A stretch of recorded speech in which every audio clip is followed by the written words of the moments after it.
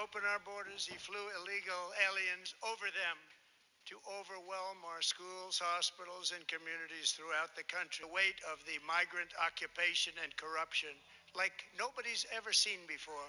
Beautiful towns destroyed. Now, just as I promised in my inaugural address, we are achieving the great liberation of America.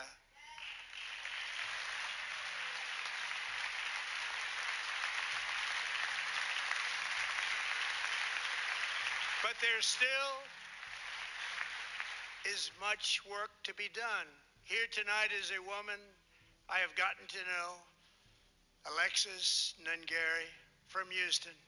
Wonderful woman. Last June, Alexis's 12-year-old daughter, her precious Jocelyn, walked to a nearby convenience store. She was kidnapped, tied up, assaulted for 2 hours under a bridge, and horrifically murdered. Arrested and charged with this heinous crime are two illegal alien monsters from Venezuela, released into America by the last administration through their ridiculous open border. The death of this beautiful 12-year-old girl and the agony of her mother and family touched our entire nation greatly. Alexis, I promised that we would always remember your daughter, your magnificent daughter, and earlier tonight I signed an order keeping my word to you. One thing I have learned about Jocelyn is that she loved animals so much. She loved nature. Across Galveston Bay, from where Jocelyn lived in Houston, you will find a magnificent national wildlife refuge, a pristine, peaceful, 34,000-acre sanctuary for all of God's creatures on the edge of the Gulf of America. Alexis, moments ago, I formally renamed that refuge in loving memory of your beautiful daughter, Jocelyn. So, Mr. Vice President, if you would, may I have the order?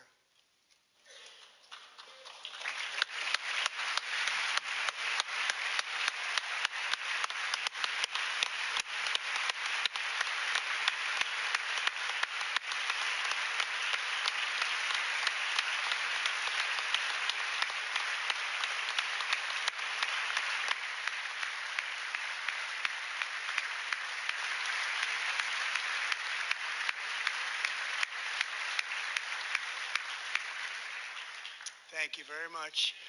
All three savages charged with Jocelyn and Lakin's murders were members of the Venezuelan prison gang, the toughest gang, they say, in the world, known as Tren de Aragua. 2 weeks ago, I officially designated this gang, along with MS-13 and the bloodthirsty Mexican drug cartels, as foreign terrorist organizations.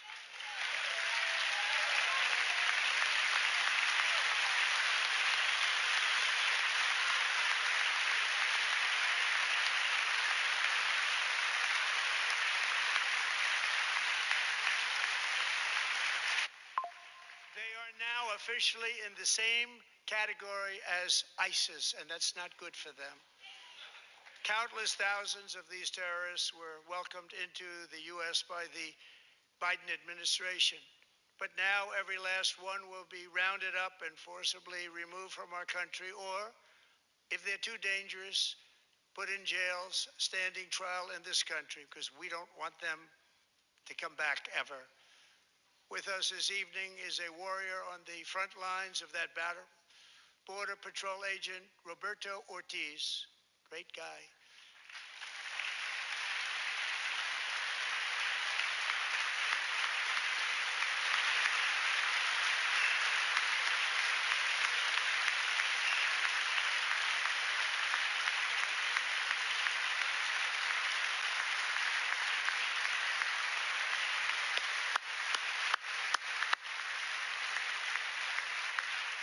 In January, Roberto and another agent were patrolling by the Rio Grande near an area known as Cartel Island. Doesn't sound too nice to me.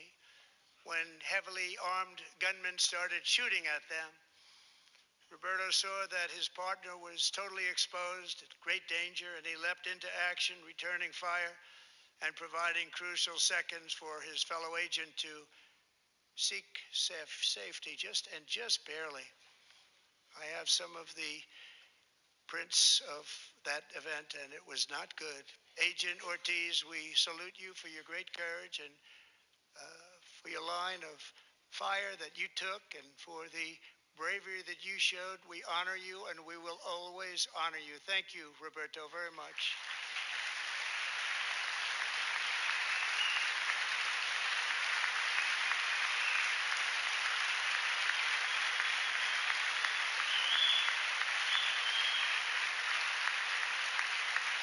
Thank you, Roberto.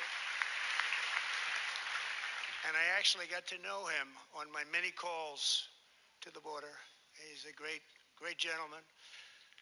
The territory to the immediate south of our border is now dominated entirely by criminal cartels that murder, rape, torture, and exercise total control. They have total control over a whole nation, posing a grave threat to our national security.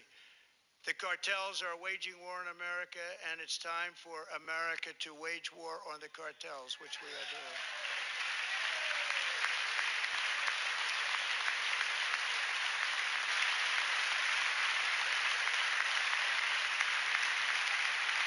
5 nights ago, Mexican authorities, because of our tariff policies being imposed on them, think of this, handed over to us 29 of the biggest cartel leaders in their country.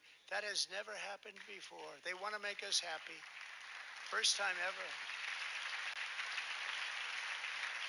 But we need Mexico and Canada to do much more than they've done, and they have to stop the fentanyl and drugs pouring into the USA. They're going to stop it. I have sent Congress a detailed funding request laying out exactly how we will eliminate these threats to protect our homeland and complete the largest deportation operation in American history, larger even than current record holder President Dwight D. Eisenhower, a moderate man, but someone who believed very strongly in borders. Americans expect Congress to send me this funding without delay so I can sign it into law. So, Mr. Speaker, John Thune, both of you, I hope you're going to be able to do that, Mr. Speaker. Thank you. Mr. Leader, thank you. Thank you very much. And let's get it to me. I'll sign it so fast, you won't even believe it.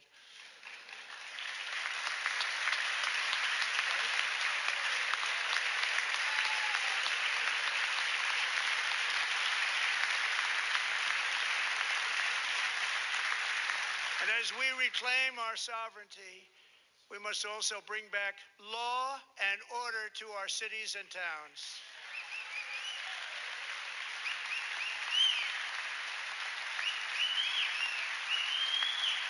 In recent years, our justice system has been turned upside down by radical left lunatics. Many jurisdictions virtually ceased enforcing the law against dangerous repeat offenders while weaponizing law enforcement against political opponents like me. My administration has acted swiftly and decisively to restore fair, equal, and impartial justice under the constitutional rule of law, starting at the FBI and the DOJ. Pam, good luck. Cash, wherever you may be, good luck. Good luck. Pam Bondi. Good luck. So important. Going to do a great job. Cash, thank you. Thank you, Cash.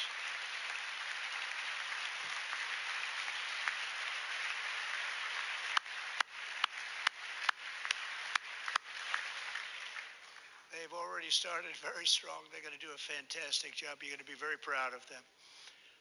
We're also once again giving our police officers the support, protection, and respect they so dearly deserve. They have to get it. They have such a hard, dangerous job, but we're going to make it less dangerous.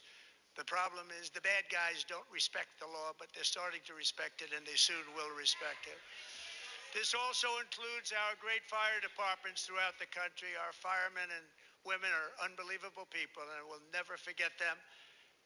And besides that, they voted for me in record numbers, so I have no choice.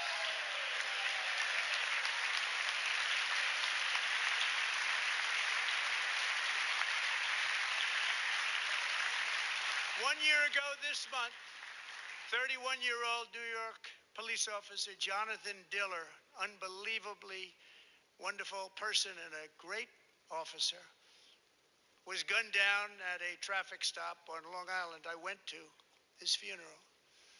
The vicious criminal charged with his murder had 21 prior arrests, and they were rough arrests, too. He was a real bad one. The thug in the seat next to him had 14 prior arrests and went by the name of Killer. He was Killer. He killed other people, they say, a lot of them. I attended Officer Diller's service, and when I met his wife and one-year-old son, Ryan, it was very inspirational, actually.